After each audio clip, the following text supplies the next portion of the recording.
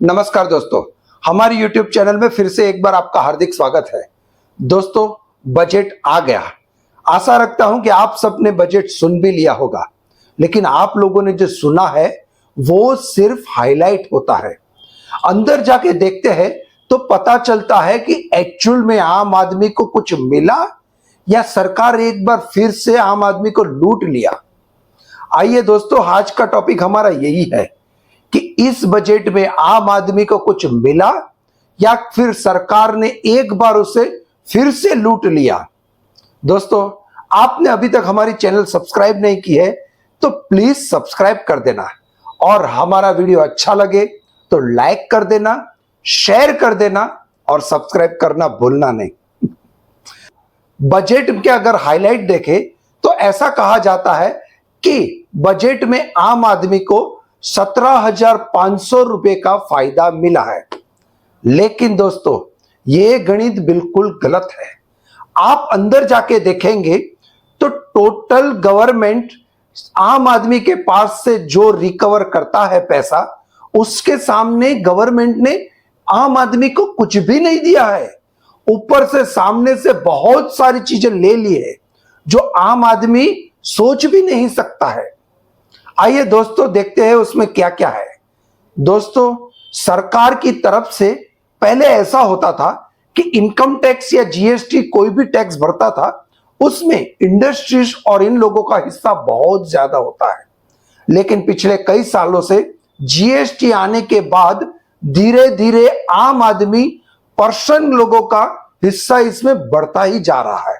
पिछले साल का ये साल का कलेक्शन देखे तो अगले साल से 4 लाख करोड़ रुपया टैक्स कलेक्शन गवर्नमेंट को ज्यादा होगा।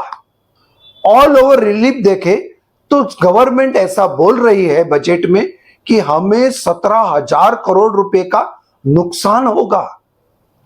भाई, नुकसान कैसे होगा जबकि आपका कलेक्शन 4 लाख करोड़ रुपया बढ़ रहा है? और आपने कितने पर्सन लोगों को दिया? आम आदमी के हिस्से में कुछ भी नहीं आया।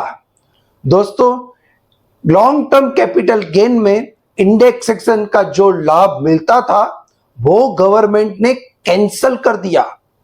मेरे कई दोस्तों तो ऐसे बोल रहे थे, या लोगों को भी मैंने बोलते सुना है, कि ये टैक्स टेररिज्म है, इससे आम आदमी को बहुत ज्यादा नुकसान होगा।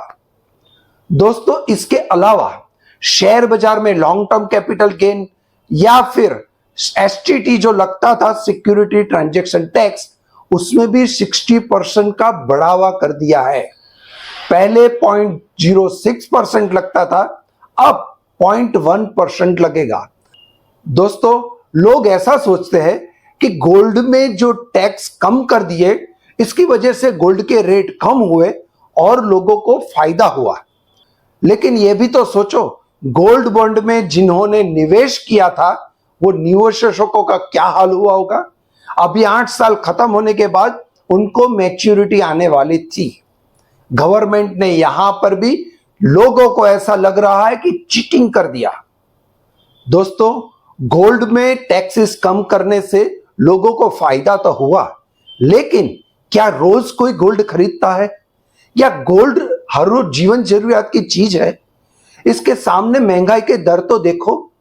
इसके रेट के हिसाब से जहां पर टमाटर और अदरक का भाव सुनते ही लोगों को चक्कर आने लगते हैं, 1 किलो खरीदने में उनको पसीना छूट जाता है, वहां पर सरकार गोल्ड के रेट कम कर रही है।